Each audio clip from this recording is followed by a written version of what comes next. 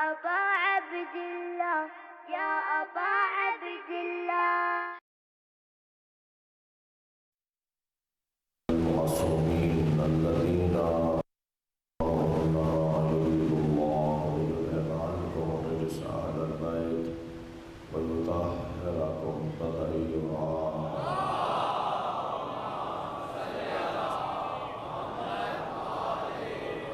ولعنة الله على أعدائهم أجمعين من يوم عداوتهم إلى قيام يوم الدين. أما بعد، قال الحكيم في القرآن الكريم: بسم الله الرحمن الرحيم. فمن حاجك فيه من بعد ما جاءك من العلم فقل تعالوا ندعو أبناءنا وأبناءكم ونساءنا ونساءكم وأنفسنا وأنفسكم ثم نبتهل فنجعل لعنة الله على الكاذبين. صلوات.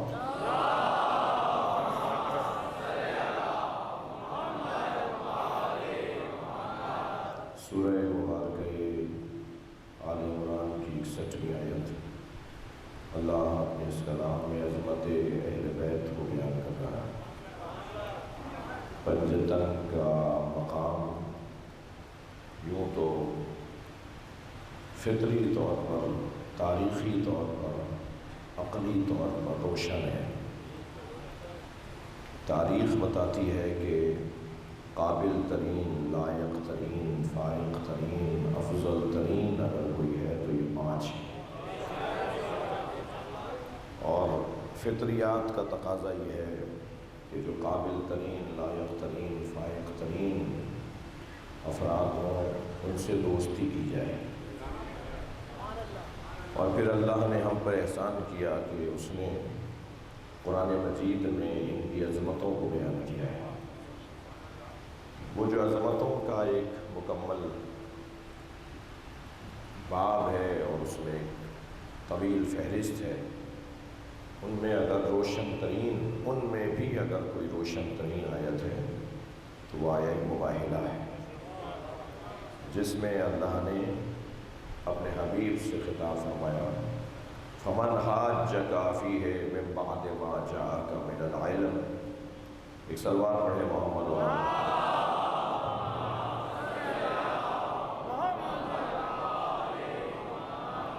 اس سے بہتر سلوات ہوگی.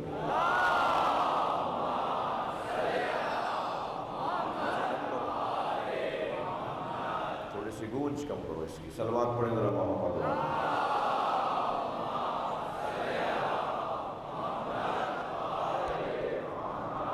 آیت کا ترجمہ: فمن حاجک فیہ من بعد ما جاءک من العلم. بس علم آ جانے کے بعد اگر کوئی کٹ حجتی کرے، کوئی زدہ مزدہ کرے، کوئی بحثم بحثی کرے، کوئی تسلیم نہ کرے تو میرے حبیب ان سے کہہ دو، فقل کہہ دو، تعالو بلا لاتے ہیں ہم اور تم، ندعو پکار کر لائیں، ابنانا ہم اپنے بیٹوں کو، تم اپنے بیٹوں کو. عزیزان گرامی، اس عشرہ مجلس میں مجھے 2 بیٹوں کا نہیں بلکہ ایک بیٹے پر بات کرنی ہے جو نبی کا بڑا بیٹا ہے.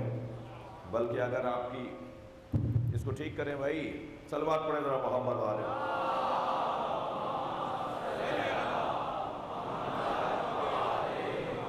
اس سے بہتر صلوات نبی کی ذات.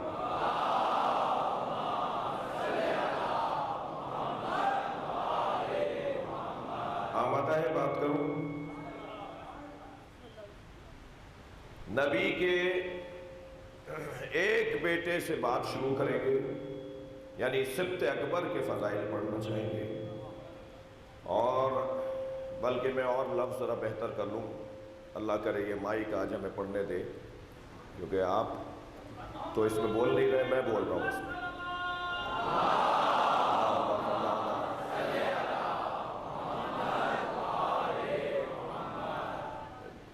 میرا کام مائک سیٹ کرنا نہیں ہے، مگر یہ جو سامنے والا اسپیکر ہے نا، اس کا رخ موڑ دیجئے تو مسئلہ حل ہو جائے گا، اتنا مجھے پتا ہے. ایک سلوات پڑھیں ذرا محمد والے.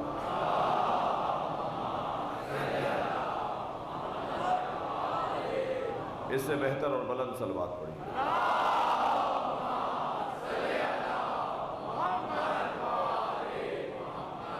توجہ چاہوں گا، ہم اپنے بیٹوں کو لاتے ہیں، تم اپنے بیٹوں کو لاؤ، ہم اپنی بیٹیوں کو لاتے ہیں، تم اپنی بیٹیوں کو لاؤ، ہم اپنے جیسوں کو لاتے ہیں، تم اپنے جیسوں کو لاؤ۔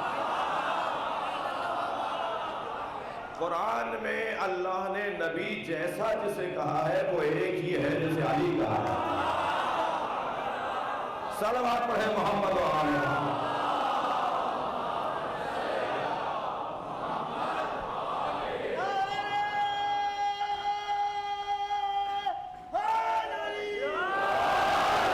ہم اپنے جیسوں کو لاتے ہیں، تم اپنے جیسوں کو لاؤ۔ ثم نبتہل، اور پھر ہم مباہلہ کریں گے۔ مباہلہ مقابلہ نہیں ہے، مباہلہ مجادلہ نہیں ہے، مباہلہ مجاہدہ نہیں ہے، مباہلہ مناظرہ نہیں ہے، اس لیے کہ ان ساری چیزوں میں یا علم کا زور یا بازو کا زور چلتا ہے۔ جملہ دیا کر رہا ہوں، اسی وزن کے الفاظ ہیں مگر سب کا مطلب مختلف ہے۔ ان ساری چیزوں میں یا زور بازو چلتا ہے اور یا زور علم چلتا ہے۔ اب زور بازو پر تو کوئی پٹخنے کے بعد بھی نہ مانے، یعنی زور بازو پر کسی کو پٹخ دیا جائے اور پھر بھی وہ نہ مانے تو کیا کر لیں گے آپ؟ اور مباحثہ میں اور مناظرہ میں اگر کوئی علمی طور پر شکست کھا جائے اور پھر بھی کہے کہ میں نہیں مانتا۔ کسی نے کہا تھا کہ حدیث میں دکھا دو کہ علی ولی اللہ نبی نے اپنی زبان پہ فرمایا۔ اگر تم نے دکھا دیا کہ سرکار کی زبان پہ یہ لفظ آیا ہے تو میں اپنا نظریہ چھوڑ دوں گا اور تمہیں مان لوں گا۔ تو ہمارے ایک عالم دین جناب عبداللہ جروار صاحب نے روڑی میں کتاب کھول کے دکھا دیا، فرائض الصمتین علامہ الجوینی کی کتاب، اس میں لکھا ہوا ہے کہ جنت کے 8 دروازے ہیں اور 8 دروازوں پر لا الہ الا اللہ محمد الرسول اللہ علی ولی اللہ، تینوں یہی کلمات لکھے ہوئے ہیں۔ تو کتاب کو پلٹ پلٹ کے دیکھتے رہے، کھول کر بند کر کے دیکھتے رہے، ناشر کا نام پڑھتے رہے، مؤلف کا نام پڑھتے رہے۔ توجہ چاہوں گا، اور ایک مرتبہ اسے دیکھنے کے بعد کہنے لگے کہ ہاں یہ جنت کے دروازوں کی حدیث تو مل گئی مگر یہ تو مومن کا کلمہ ہے، مسلمان کا دکھاؤ۔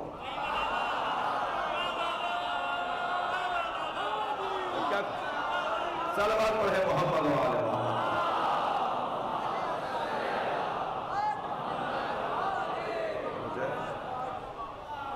تو اس کا تو کوئی حل ہی نہیں ہے۔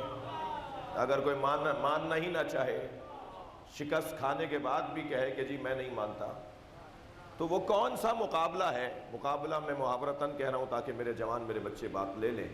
وہ کون سا مقابلہ ہے کہ جس کے بعد گنجائش نہیں ہے نہ ماننے کی، یعنی جس کے بعد بس فیصلہ آخری ہے، اس کے بعد یا تم رہو گے یا ہم رہیں گے۔ یعنی دوسرے الفاظ میں کہوں کہ پھر ایسا ہوگا کہ جو کمزور ہوگا وہ رہے گا ہی نہیں کچھ کہنے کو۔ لہذا مباہلہ یعنی ایک اہل دوسرا اہل، دعوے دار دونوں اہلیت کے ہیں، مگر دونوں اللہ کی بارگاہ میں یہ ثابت کریں گے کہ کس کا مقام اللہ کے نزدیک ثابت ہے، موجود ہے۔ تو فرمایا ثم نبتہل، اور اس کے بعد ہم مباہلہ کریں گے، یعنی تم بھی اللہ سے کہنا، ہم بھی اللہ سے کہیں گے، دیکھ لیتے ہیں کس کا مقام اللہ کے نزدیک ہے۔ اگر یہیں آپ جملہ لے لیں تو میں عرض کر دوں، کہنے دیجئے کچھ لوگوں کو کچھ لوگوں کی تعریف میں، کتنے ہی لمبے لمبے پہاڑ بنا لیے جائیں کسی کی تعریف میں، مقام تو ان کا ہے جن کی بات اللہ سنتا ہو۔ صلوات پڑھے محمد و آل محمد۔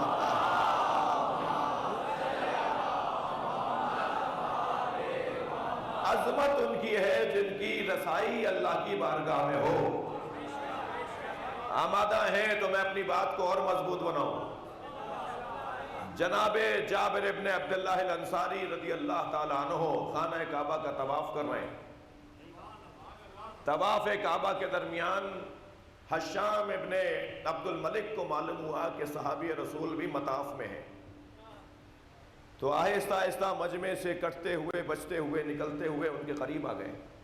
گورنر، مکے کا گورنر جی، اور قریب آ کے کہنے لگے کہ حل لک حاجتن، کوئی حکم، کوئی کام؟ تو پہلے تو انہوں نے آنکھیں بھر کے غور سے دیکھا اور کہا تم ہو کون؟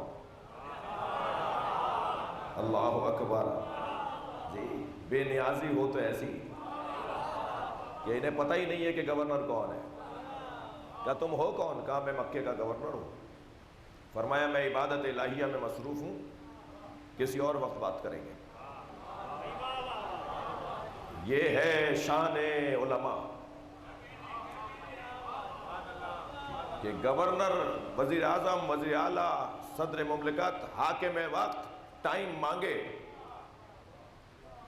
تب مزہ آئے، اور یہ بغیر ریاضت کے نہیں ہوتا، یہ بغیر محنت کے نہیں ہوتا، اس میں بہت ساری آرزویں مارنا پڑیں گی۔ میں بات آپ سے کر رہا ہوں لیکن کہہ کسی اور کو رہا ہوں۔ کہنے لگے عبادت الہیہ میں مصروف ہو، کسی اور وقت بات ہوگی۔ پھر ایک مرتبہ چند لمحے گزرے تو کہا کہ کوئی خدمت بتا دیجئے، آپ اتنے جلیل القدر صحابی ہیں، کوئی کام بتا دیجئے۔ تو کہنے لگے کہ آخرت میں کچھ دے سکتے ہو؟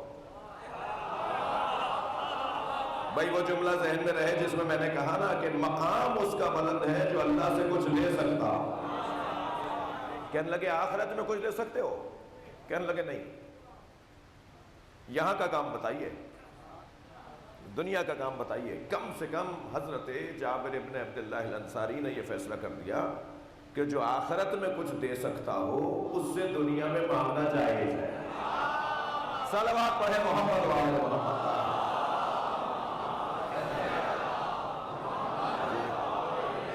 آپ کی توجہات کا شکر گزار ہوں، ایک صلوات اور نبی کی ذات میں لے۔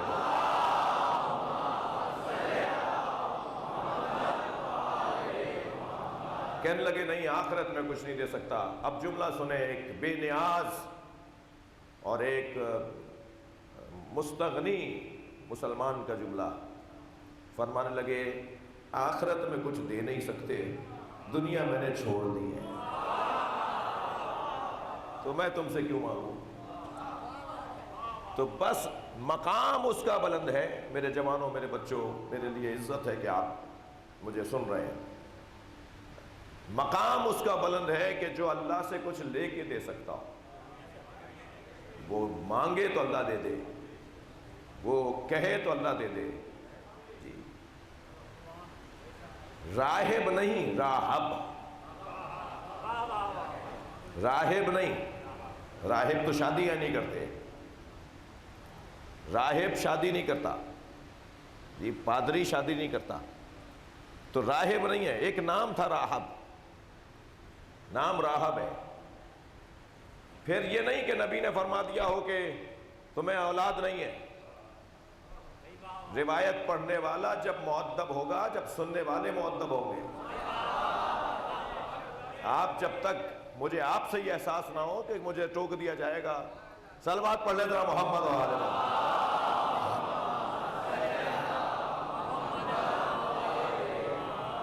یہ نہیں ہے کہ نبی نے فرمایا تمہارے یہاں اولاد ہی نہیں ہے تو کسی نے کہا حسین سے جا کے مانگ لو، بلکہ اس کو ٹھیک کیجئے۔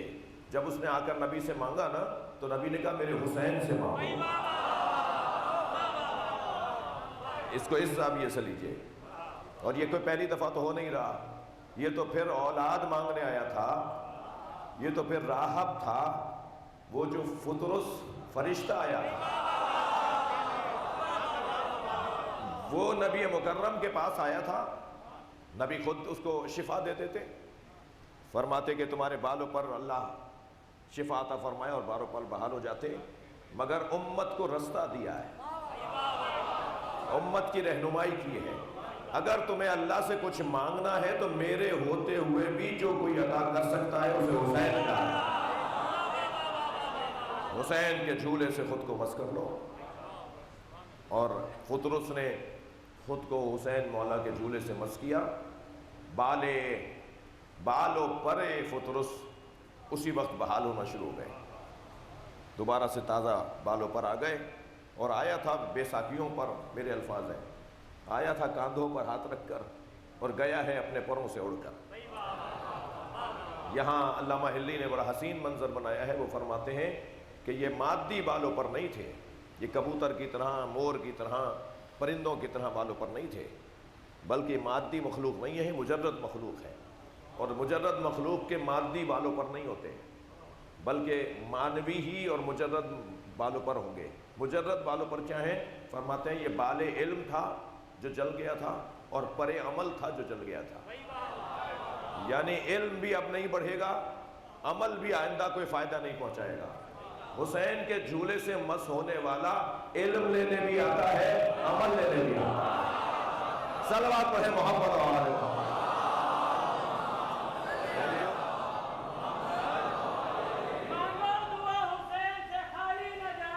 واہ, مانگو دعا حسین سے خالی نہ جائے گی, بات خود ان کی خدا سے نکالی نہ جائے گی. اور تو مجلس حسین میں آنسو بہا کے دیکھ, اتنی خوشی ملے گی سواری کے.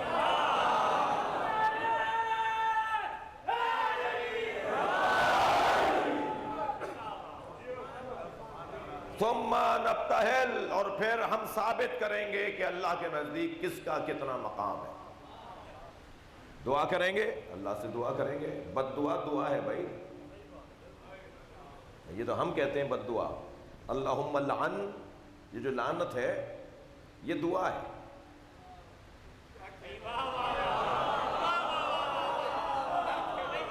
الجھن دور کریں بعض لوگ اپنی. ہم یہاں لعنت کے ذریعے کسی کی دل آزاری نہیں کر رہے ہوتے, اللہ سے کہہ رہے ہوتے ہیں جو جیسا ہے ایسا کر رہے ہیں.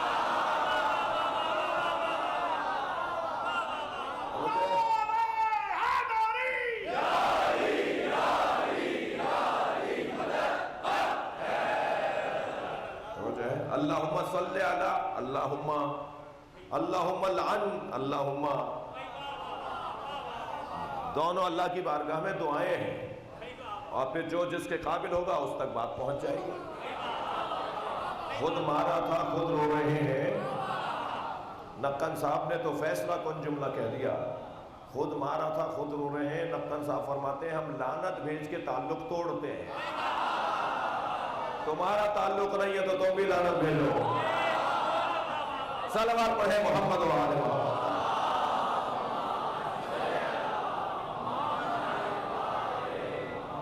توجہ کر رہے ہیں آپ حضرات. ثم نبتہل, پھر ہم مباہلہ کریں گے. وَنَجْعَلْ لَعْنَةَ اللَّهِ, فَنَجَلْ, فا ہے, فَنَجْعَلْ لَعْنَةَ اللَّهِ عَلَى الْكَاذِبِينَ, اور پھر ہم اللہ کی لعنت بھیجیں گے جھوٹوں پر. اچھا, لعنت اللہ کی بھیجنے سے خوف یہ ہوا کہ نسلیں تباہ ہو جائیں گی, نسلیں برباد ہو جائیں گی, میوزیم میں بھی نہیں ملیں گے. بڑی نائب اس لیے سمجھدار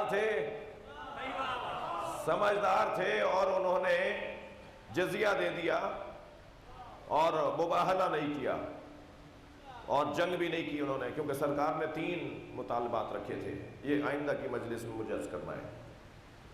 3 مطالبات سرکار نے رکھے تھے, یا جنگ کرو ہم سے لڑو, مقابلہ کر لیتے ہیں, یا اسلام قبول کرو, یعنی, اور یا یہ کہ مباہلہ کرو, اور مباہلہ نہیں تو پھر جزیہ. انہوں نے کہا نہیں, ہمیں مباہلہ نہیں کرنا, جنگ بھی اور اسلام بھی ہم قبول کرنا چاہتے ہیں, ہم جزیہ دیں گے. تو وہ جو پیسے طے پائے کہ ہر سال اتنے تم رقم دیتے رہو گے, وہ رقم دینے کے عوض وہ چلے گئے. اچھا, یہیں آپ کی سماعتیں مجھے آمادہ کر رہی ہیں کہ یہیں ایک جملہ کہہ دوں. 3 لوگ آئے تھے نصارائے نجران کی طرف سے, ان کا جو عالم تھا مفتی اعظم، اس کا نام ابو الحارث، اور ان کے دو لوگ تھے جس میں سے ایک تاجر تھا اور ایک قبیلے کا سردار تھا۔ جب یہ چلے نا مباہلے کے لیے تو ابو الحارث نے اپنے بیٹے سے کہا کہ یہ رسول سچے ہیں، یہ نبی سچے ہیں، ان کی رسالت کو ہمیں ماننا چاہیے۔ تو انہوں نے کہا پھر آپ رسالت ماننے جا رہے ہیں یا مباہلہ کر رہے ہیں؟ کہا مباہلہ کرنے۔ کہا جب یہ سچے ہیں تو آپ مباہلہ، ابھی پہنچے نہیں تھے میدان میں، کہا جب یہ سچے ہیں تو مباہلہ کرنے کیوں جا رہے ہیں؟ کہنے لگا سردار 1,00,000 درہم مجھے ماہانہ دیتا ہے، اور یہ جو تاجر ہے یہ ساری مارکیٹ کے چڑھاوے ہماری خانقاہ میں پہنچاتا ہے، مثلا ہماری دربار میں پہنچاتا ہے، ہمارے مریدوں کو یہ بنا کے لاتا ہے، ٹھیک ہے، تو یہاں سے چڑھاوے آتے ہیں اور وہاں سے ماہانہ ایک رقم آتی ہے۔ عزیزان گرامی، یہ آپ پلے سے باندھ لیں، تاریخ میں جب کبھی اہل بیت کے مقابل کوئی آیا ہے، یہ یا دنیا کی لالچ میں آیا ہے یا کرسی کی لالچ میں آیا ہے۔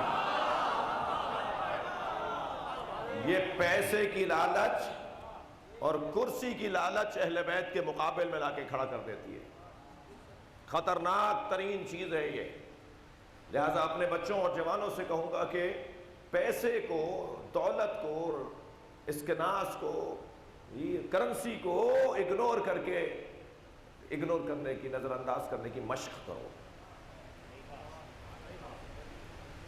جی، حرام پیسہ تو ویسے ہی نہیں دیکھنا اس کی طرف، میں حلال پیسے کی بات کر رہا ہوں، جو آپ کا اپنا پیسہ ہو۔ کہیں سے ملنے کا اظہار ہوا، دوڑے چلے جا رہے ہیں، بھاگے چلے جا رہے ہیں، اپنے آپ کو ذلیل کر رہے ہیں پیسے کی خاطر، بار بار اسے فون کر کے کہہ رہے ہیں میرے پیسے کب دو گے؟ وہ پیسے رکھے ہوئے ہیں مگر بے چینی ہو رہی ہے کسی طرح میرے، اور آ جائے اور آ جائے اور آ جائے۔ کسی طرح اس پیسے سے تعلق توڑنے کی مشق کرو۔ میں ممبر حسینی کی قسم کھا کے کہتا ہوں، جتنا تم نے پیسے کو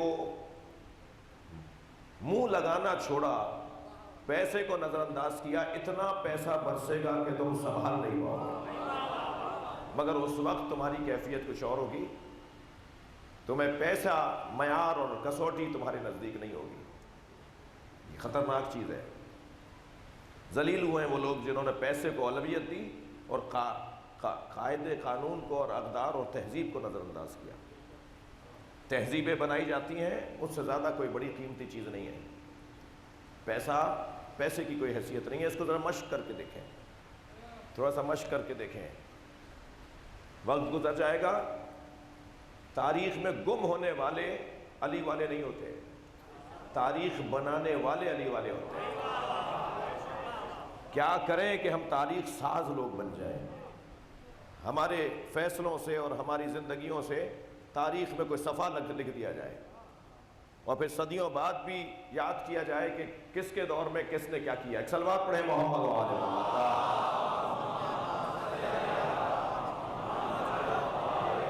اس سے اچھی صلوات عطیہ کریں۔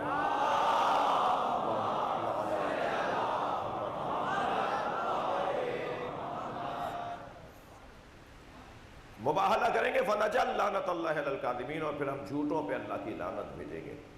نہیں ہوا، مباہلہ نہیں ہوا۔ جب یہ قریب پہنچے اور انہوں نے چہرے دیکھے کہ آئیں کون ہیں، تو اسی ابو الحارث نے کہا کہ میں ایسے چہرے دیکھ رہا ہوں کہ اگر وہ پہاڑ کو حکم دیں تو پہاڑ اپنی جگہ سے ہٹ جائے۔ یعنی مسیحی تو ولایت تکوینی کے قائل تھے، کچھ مسلمان ملا ہیں جو اہل بیت کی عظمت کے قائل نہیں ہیں۔ کہنے لگے ہم ایسے چہرے دیکھ رہے ہیں کہ اگر یہ حکم دیں تو پہاڑ اپنی جگہ سے ہٹ جائے۔ تو کون سے چہرے دیکھ لیے انہوں نے؟ نبی سے ایک دن پہلے مل چکے، تھوڑی گردن ہلاتے رہیے، بات جا رہی ہوتا۔ ایک دن پہلے سرکار سے مل چکے ہیں، ایک دن پہلے مولا علی سے مل چکے ہیں۔ جی، سیدہ کا دیکھنا بنتا نہیں ہے۔ پورا مکتب جن بچوں کے چہرے کی مار نہیں ہے انہیں حسن و حسین کہا جاتا ہے۔ ایسے چہرے، کون سے چہرے ہیں وہ امام حسن کا چہرہ ہے، وہ امام حسین کا چہرہ ہے۔ پورا مسلک، پورا مکتب، پورا دین، پورا دھرم ان کے ایک اشارے کی مار نہیں ہے۔ اللہ بھی اپنا کام خوب کرنا جانتا ہے۔ توجہ چاہوں گا مثال کے اوپر، اہل بیت کے دشمنوں سے نہ الجھا کرو، مسئلہ تمہارا اور ان کا نہیں ہے، مسئلہ ان کا اور اللہ کا ہے۔ وقت بہت دور نہیں ہے جب اہل بیت کے دشمن منہ چھپائے پھریں گے۔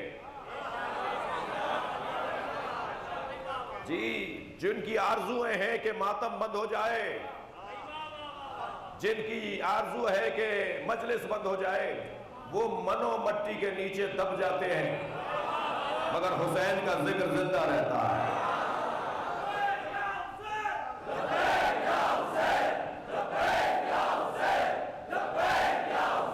مل کا جواب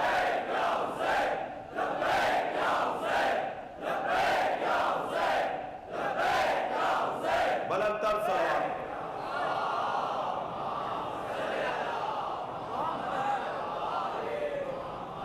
آپ کی توجہات کا شکر گزار ہوں۔ اللہ نے اہل بیت نبی کے گھرانے کے دشمنوں کو جتنا ذلیل کیا ہے، اتنا شاید ہی کسی کو کیا۔ آیت سنا دوں اللہ کیسے ذلیل کرتا ہے؟ وَيُرِيدُونَ لِيُطْفِئُوا نُورَ اللَّهِ بِأَفْوَاهِهِمْ وَاللَّهُ مُتِمُّ نُورِهِ وَلَوْ كَرِهَ الْمُشْرِكُونَ۔ کچھ لوگوں نے ارادہ کیا ہے کہ اللہ کے نور کو پھونکوں سے بجھائیں، اور کتنا ذلیل کرے گا؟ ساری طاقتوں کو اللہ پھونک بول رہا ہے۔ صلوات پڑھیں محمد و آل محمد۔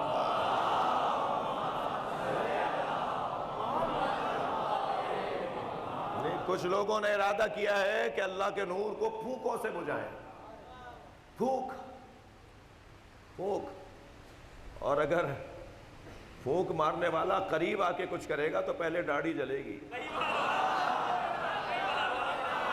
خیال رہے، مقدر برباد ہے ان کا، مستقبل اچھا نہیں ہے ان کا۔ جی، اور تسلی کے لیے جملہ کہہ دوں، میرا پسندیدہ مضمون ہے جی، آخرت بہرحال انہی کی ہے، قیامت میں انہی کا سامنا کرنا ہے۔ مرنا ضرور ہے، اور مرنے کے بعد جن کا سامنا ہوگا اسے حسن و حسین کہتے ہیں۔ تم سوال نہیں ہو پیدا ہوتا کوئی امام حسن اور امام حسین کے بغیر جنت کا تصور کرے۔ فَنَجَعَلْ لَعْنَةَ اللَّهِ عَلَى الْكَاذِبِينَ، اور پھر ہم جھوٹوں پہ اللہ کی لعنت بھیجیں گے۔ یہ آیے کریمہ کا ظاہری ترجمہ کل کیونکہ تمہیدی مجلس تھی میں نہیں کر پایا اور بات یہاں تک نہیں آئی، تو یہ ظاہری ترجمہ ہے۔ ہمیں اس آیت کے اندر موجود ابناءنا و ابناءکم، ہم اپنے بیٹے لاتے ہیں، تم اپنے بیٹے لاؤ، اس پر کچھ دیر زیادہ رکنا ہے۔ پہلے تو عظمت مصطفیٰ کا ایک جملہ ہدیہ کروں۔ وہ قائد، وہ رہنما، وہ محرک، وہ بانی تحریک، وہ بانی نظریہ کامیاب نہیں ہوتا جس نے اپنی تحریک کا آغاز اپنے گھر سے نہ کیا ہو۔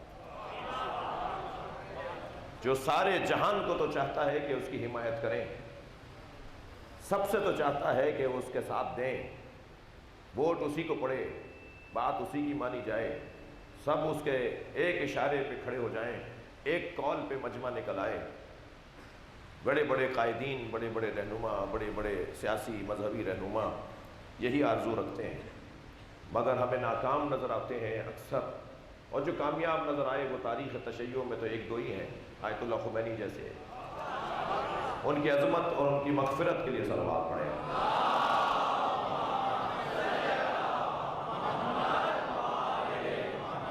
لیکن مجموعی طور پر یہ کمزوری ہمارے ہاں بھی پائی گئی ہے تاریخ میں، اور ہمارے بھائیوں کے ہاں بھی، اور غیر مسلموں میں بھی پائی گئی ہے، اور غیر مثال کے طور پر باہر کے لوگوں میں بھی یہ کمزوری پائی گئی ہے۔ تو جو سب سے تو چاہتے ہیں کہ وہ ساتھ دیں، ساری قوم ساتھ دے، سارا ملک ساتھ دے، مگر ان کے گھر والے ان کے ساتھ نہ دیتے ہوں، ان کے گھر والے ان کا ساتھ نہ دیتے ہوں۔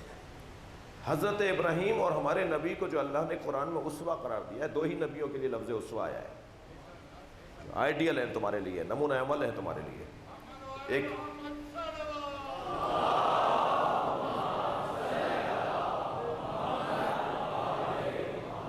حضرت ابراہیم، ایک ہمارے نبی سرکار، ان دونوں کو اللہ نے نمونہ عمل قرار دیا ہے ہر انسان کے لیے۔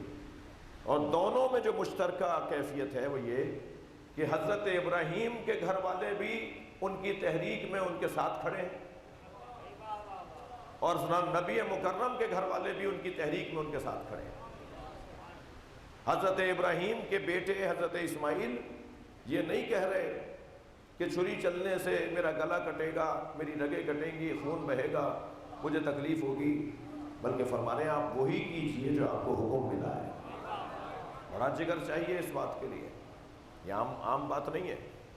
ادھر حضرت حاجرہ، ان کا حوصلہ دیکھیے، چھوڑ کر جا رہے ہیں بے آب و گیا سرزمین پر جہاں پانی نہیں ہے، جہاں حیات زندگی کے آثار نہیں ہیں، وہاں اتار دیا۔ حکم الہی آیا کہ اپنے زوجہ کو اور اپنے بچے کو یہیں اتار دو، جی وہیں ان کا اونٹ بٹھایا اور ان کے لیے وہاں ایک خیمہ سا لگایا۔ فرمایا کیا کر رہے ہیں؟ کا حکم یہ ہے تمہیں یہیں چھوڑنا ہے۔ ایک چوں چرا نہیں بولا انہوں نے، بڑا جگر چاہیے۔ وقت گزار دو پھر امامت کرو گے زمانے کی، پھر اب قیامت تک ان کے قدموں پہ چلنا ہر مسلمان پر واجب ہو جائے گا۔ صفا مروہ، مروہ صفا، صفا مروہ، مروہ صفا۔ جی نہیں کہا کچھ بھی حضرت حاجرہ نے کہ ہم زندہ کیسے رہیں گے، ہمارا کون والی وارث ہوگا، کیا گزرے گی ہمارے اوپر، بس اتنا سن لیا کہ اللہ نے حکم دیا ہے، فوراً تسلیم ہو گئی۔ لہٰذا آج حضرت ابراہیم کو ہم کس شان سے یاد کرتے ہیں؟ جی ان کے احکامات اور ان کی شریعت اور ان کے فیصلے شریعت محمدیہ میں حسن بڑھاتے ہیں، شریعت محمدیہ کا حسن بڑھاتے ہیں۔ اور یا نبی مکرم کی زندگی ہے، آپ جب یہ کہہ کر چلے کہ کل مباہلے میں جھوٹوں پہ لعنت ہوگی، تو بھائی جہاں یہ بات عظمت اہل بیت کی ہے وہاں اہل بیت کی قربانی کی بھی تو ہے۔ اپنا گھر قربان کرنے آ گئے آپ، کچھ دیر کے لیے ایک مسیحی کی نگاہ سے دیکھیے، کچھ دیر کے لیے آپ ہندو کی نگاہ سے دیکھیے، کچھ دیر کے لیے آپ ان کی نگاہوں سے دیکھیے جو عظمت اہل بیت کے قائل نہیں ہے۔ یہ تو آ گئے تھے نا اپنے بچوں کو لے کے، دعا کریں گے کہ جو جھوٹا اس پہ لعنت ہو، تو یہ تو اپنے بچوں کو قربان کرنے آئے، یہ اپنے گھر کو لے کر آئے۔ اگر ایک صحابی محترم بھی اس میں آ جاتا تو ایک صحابی محترم کی وجہ سے پورے گھر والوں کی عظمت پہ سوال آ جاتا کہ یہ عظمت ان کی وجہ سے ملی ہے۔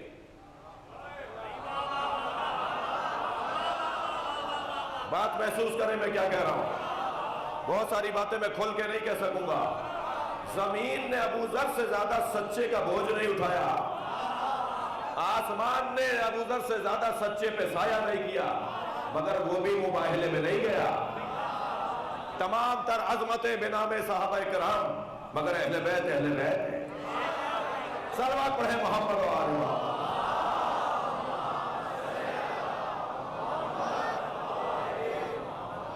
توجہ کر لیا آپ نے؟ ہم اپنے بیٹوں کو لاتے ہیں، تم اپنے بیٹوں کو لاؤ، جی ہم اپنی بیٹیوں کو لاتے ہیں۔ اچھا، بیٹیوں اور بیٹوں میں زمانہ جاہلیت تو اب بھی نہیں گیا، بیٹے کے ہونے پہ لڈو بٹے اور بیٹی کے ہونے پہ گردن لٹکے، شرمندہ ہو رہے ہیں کہ بیٹی ہو گئی جی، اور اگر دوسری ہو جائے تو کہتے ہیں جی منہ دکھانے کے قابل نہیں رہا، تمہارا تو ویسے ہی منہ ایسا نہیں ہے جو کوئی دیکھے۔ جو بیٹیوں کے ہونے پر منہ دکھانے کے قابل نہ رہے، واقعی اس کا منہ ایسا ہے کہ کوئی نہ دیکھے۔ اور تیسری بیٹی ہو گئی تو زوجہ کو اتنا ذہنی دباؤ میں مبتلا کیا کہ وہ مرض لے بیٹھی اور طرح طرح کی بیماریاں اس نے لگا لی، اور وہ چلتی پھرتی ایک میت بن گئی۔ یہ کیا ہو رہا ہے؟ زمانہ جاہلیت گیا نہیں؟ یہ رویے، یہ طریقے، یہ انداز، یہ باتیں، میں مضمون سے ہٹ کے نہیں بول رہا، یہ باتیں، یہ انداز یہ تو مشرکوں اور اعلان اسلام سے پہلے والوں کا تھا. اچھا میں مخاطب تو مردوں سے ہوں، مگر میری آواز اور تصویر عورتیں بھی دیکھ رہی ہیں، تو تھوڑی دیر کے لیے ان سے مخاطب ہوں. جتنا مرد پریشان نہیں ہوتے اس مسئلے پر، اتنا ساس اماں پریشان زیادہ ہوتی ہیں. یعنی جتنا بیٹا پریشان نہیں ہوتا، اتنا بیٹے کی اماں پریشان ہے کہ بیٹا کیوں نہیں ہوا. تم خود عورت ہو، تم اپنی ہی جنس کے آنے پر شرمندہ ہو رہی ہو.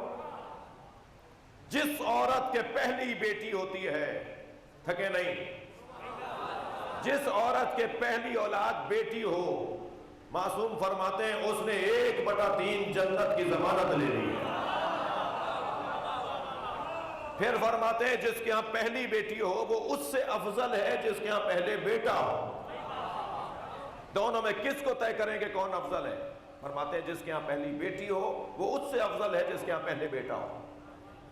اور پھر 3 بیٹیاں مسلسل جس کے ہاں ہو جائیں، نبی کی حدیث ہے، سنی شیعہ نے لکھی ہے، میں مصطفیٰ اسے جنت کی بشارت دیتا ہوں.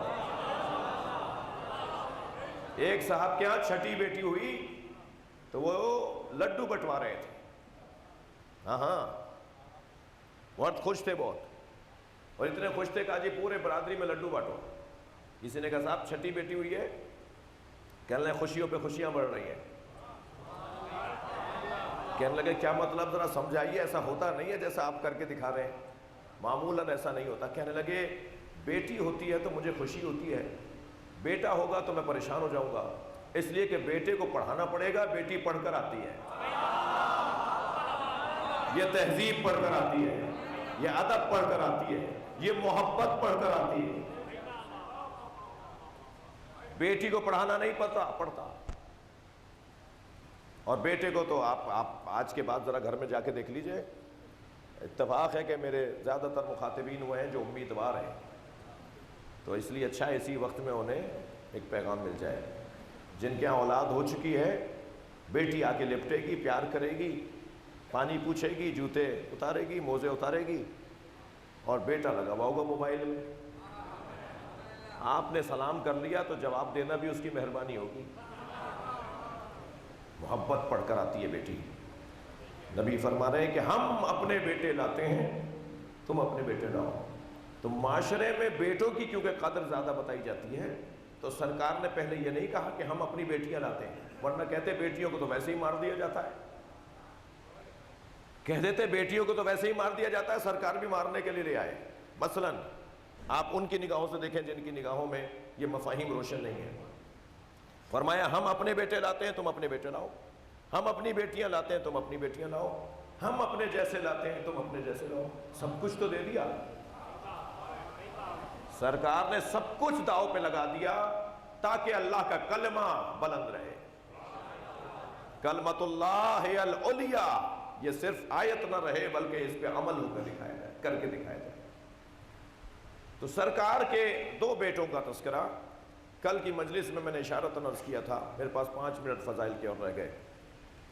کل کی مجلس میں نے اشارتاً عرض کیا تھا کہ عجیب حسن ہے ذکر امام حسن میں کہ جب ہم حسن مولا کی بات کرتے ہیں تو ہمیں حسین نظر آتے ہیں، اور عجیب حسن ہے ذکر امام حسین میں کہ جب امام حسین کی بات کرتے ہیں تو امام حسن نظر آتے ہیں. بھائی میں سنبھل کر ایک جملہ کہہ رہا ہوں اور شاید کسی بچے کے لیے نئی بات ہو. کیا عظمت ہے امام حسن کی کہ حسین تو نام ہی نہیں ہے.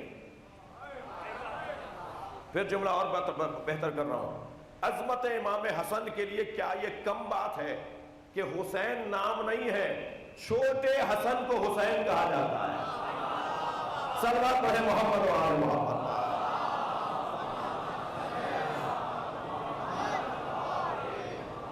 حسین نام نہیں ہے، حسن کا چھوٹا بھائی. عظمت امام حسن پہ صلوات.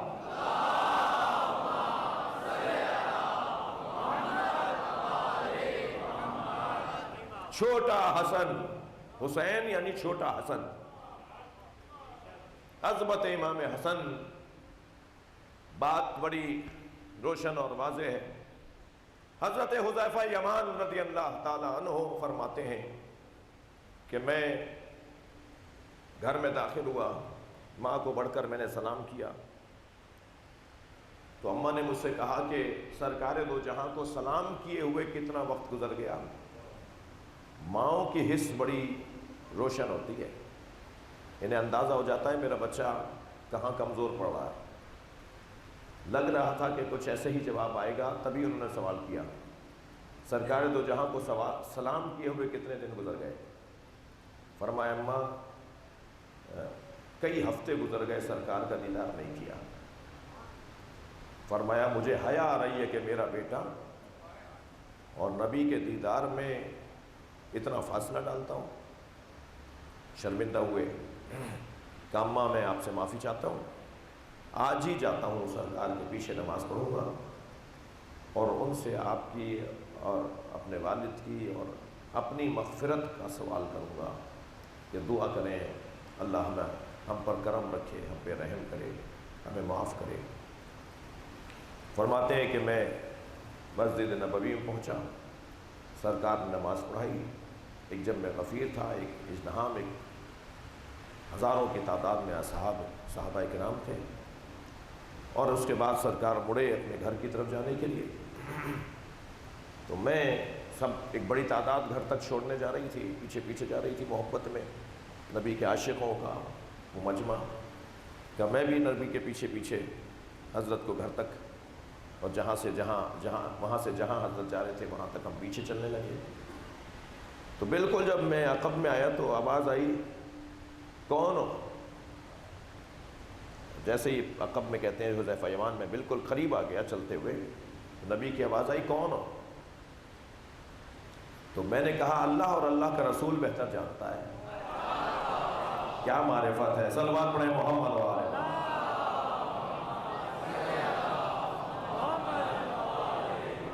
یعنی حذیفہ یمان یہ جانتے ہیں کہ نبی جانتے ہیں، مگر سرکار پوچھ رہے ہیں تو حکم اور ادب یہ ہے کہ جواب دیا جائے۔ تو کہا کہ اللہ اور اللہ کے رسول بہتر جانتا ہے کہ میں کون ہوں۔ تو فوراً آواز آئی حذیفہ یمان کیا لے کر آئے ہو، کیا سوچ کر آئے ہو، کیا حاجت ہے تمہاری؟ آگے بڑھ کر نبی کے ہاتھوں کا بوسہ دیا اور کہا یا رسول اللہ میری ماں کے لیے، میرے باپ کے لیے دعا فرمائیں کہ اللہ ان کی مغفرت فرمائے۔ جی دعائے مغفرت زندوں کے لیے بھی دعا ہے، میرے لیے دعا فرمائے اللہ میں معاف فرمائے۔ کہا تم نے میرا ادب کیا ہے تو سنو، ابھی جب ہم مڑے تھے تو تم نے دیکھا کہ ایک شخص میرے سامنے آ کے کھڑا ہوا اور اس نے مجھ سے کچھ کہا اور وہ کچھ کہہ کے چلا گیا، تم نے دیکھ لیا تھا اسے؟ کہا یا رسول اللہ میں نے دیکھا تھا۔ کیسا تھا؟ یا رسول اللہ حسین چہرہ تھا، وجیح چہرہ تھا۔ حضرت نے فرمایا ایک مدت سے ایک فرشتہ اللہ کی بارگاہ میں عرضی رکھ چکا تھا، عرضی رکھے ہوئے تھا کہ یا اللہ مجھے مصطفیٰ کا دیدار عطا کر دے، میں نبی کو قریب سے جا کر دیکھ لوں۔ تو اس کی عرضی مکمل ہوئی، اس کی عرضی قبول ہوئی۔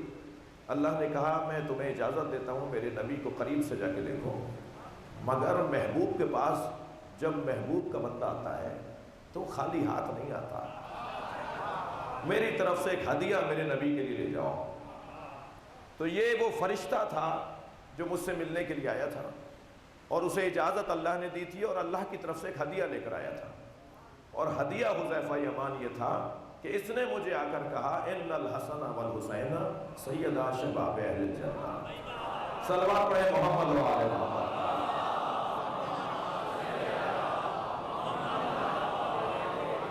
اس سے بہتر اور بلند صلوات نبی۔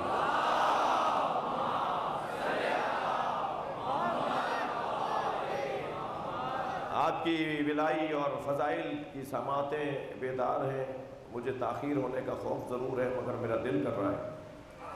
مجلس میں ایک بڑی تعداد اہل سنت بھائیوں کی بھی بیٹھی ہے۔ حضرت ابو ہریرہ کہتے ہیں کہ میں نے دیکھا حسن مجتبیٰ 3 سال کا ان کا سن ہے، اور وہ کبھی نبی کے دوش پر چڑھ رہے ہیں، تو کبھی سر سے ایسے آ رہے ہیں کہ سرکار کو پورا جھکنا پڑ رہا ہے تاکہ بچہ ایسے نیچے آ جائے، کبھی آغوش میں آ کے لیٹ جاتے ہیں، کبھی ان کے ہاتھ کو اٹھا کر اپنے کاندھے پہ رکھ لیتے ہیں، اور ان تمام کیفیات ہی میں نبی صحابہ کرام سے خطاب بھی فرما رہے ہیں۔ سبحان اللہ، اہل سنت کی روایت سنا رہا ہوں آپ کو، یعنی یہ سنی شیعہ نے لکھی ہے کہ اس کیفیت میں حسن مجتبیٰ نبی کے ساتھ کبھی لپٹتے ہیں، کبھی پیار کرتے ہیں، کبھی نانا کے رخساروں کا بوسہ لیتے ہیں، پھر نبی ان کو بوسہ دے دیتے ہیں۔ اس کیفیت میں ہے کہ میں نے کہا یا رسول اللہ اس بچے کو گھر چھوڑاؤں؟ اب دیکھیے ذرا، اگر نبی چاہیں گے بھی نہ کہ اس سوال کا جواب دیں تو حسن کو دور نہیں کریں گے، حسن کو دلوں میں اتار کر بھیجیں گے۔ فرمایا ابو ہریرہ جاؤ انہیں گھر چھوڑ کر آ جاؤ۔ تو وہ فرماتے ہیں کہ میں نے بچے کو گود میں اٹھایا، امام حسن کے لیے کہتے ہیں، میں نے انہیں گود میں اٹھایا، جہاں جہاں، اب جو سننے کی روایت ہے، جہاں جہاں اندھیرا آتا تھا گلی میں، مثلا میں یہاں سے چلا روشنی میں لے کے چلا، گلی کا موڑ کاٹا تو ایک دم اندھیرا آ گیا، اندھیرا ہے گلی ہے، رات کا وقت تھا، کہتے ہیں جہاں جہاں اندھیرا آتا تھا برقتن، تو اتنی دیر تک وہاں روشنی رہتی تھی جب تک اندھیرا آتا تھا۔ کہیں رستے میں اندھیرا نہیں آیا جہاں تک میں نے حسن مجتبیٰ کو گھر پہنچایا۔ میں نے آ کر پوچھا یا رسول اللہ بچے کو تو میں گھر پہنچایا آیا، مگر یہ منظر میں نے دیکھا۔ فرمایا اے ابو ہریرہ، حسن مجتبیٰ کو جب تم لے کر جا رہے تھے تو جہاں اندھیرا آتا تھا ایک فرشتہ اللہ نے مأمور کیا ہوا تھا کہ میرے بچے کی حفاظت رہے۔ صلوات پڑھیں محمد و آل محمد۔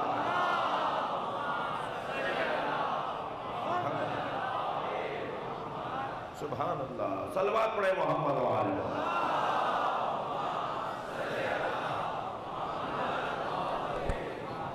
کل بات اور کسی منزل پر آئے گی۔ چلیے، حسین مدینہ چھوڑ رہے ہیں۔ میرے مولا، اللہ کسی کو وطن نہ چھوڑوائے۔ وطن کو چھوڑ کے جانا یہ بہت مشکل کام ہے، اور خاص طور پر اگر وطن چھوڑوایا جانا۔ نبی نے مکہ چھوڑا اور حسین نے مدینہ چھوڑا، اور جب مدینہ چھوڑ رہے تھے تو نانا کے مزار پر گئے، لپٹ کر بہت رو گئے۔ قبر رسول سے آواز آئی، حسین جاؤ، اللہ کا دین بچانے والا ہے، تمہارا نانا تمہارے لیے آمادہ دعا ہے۔ اللہ آپ کی ماؤں کو زندہ رکھے، جن جوانوں کی والدائیں زندہ ہیں لیکن قبر بطول پر جب گئے تو ایسے گئے جیسے کوئی چھوٹا بچہ اپنی ماں کی آغوش میں آیا، اور قبر زہرا سے ایسے لپٹے جیسے ماں سے بچہ لپٹتا ہے، اور روتے ہوئے کہا کہ اماں مدینہ رہنے کی جگہ نہیں رہا۔ تو قبر زہرا سے آواز آئی، حسین مدینہ چھوڑ دو، تمہاری ماں تمہارے ساتھ ساتھ ہے۔ میں نے کہہ دیا، بہت آسانی سے کہہ دیا، ہر جگہ زہرا نے اپنے بچوں کو دیکھا، کبھی حسین گھوڑے سے گرے تو زہرا موجود، جب حسین کے گلے پہ خنجر چل رہا تھا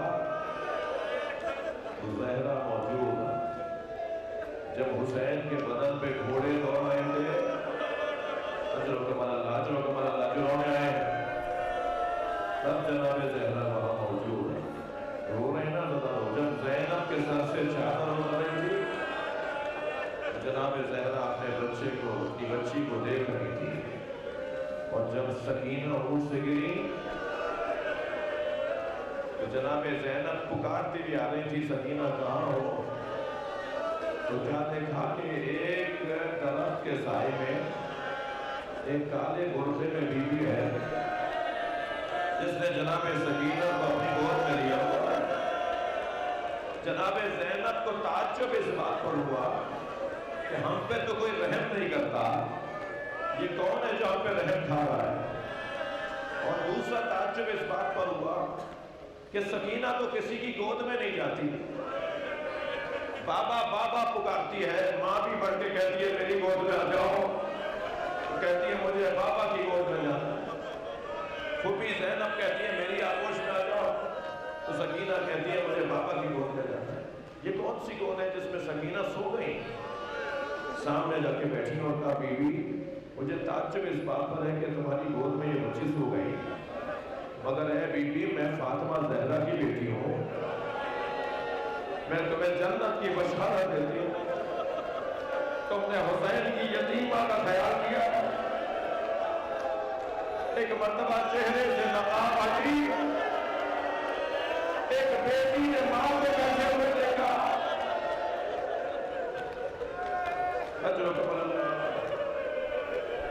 جناب زہرا بیٹھی ہوئی نظر آئی،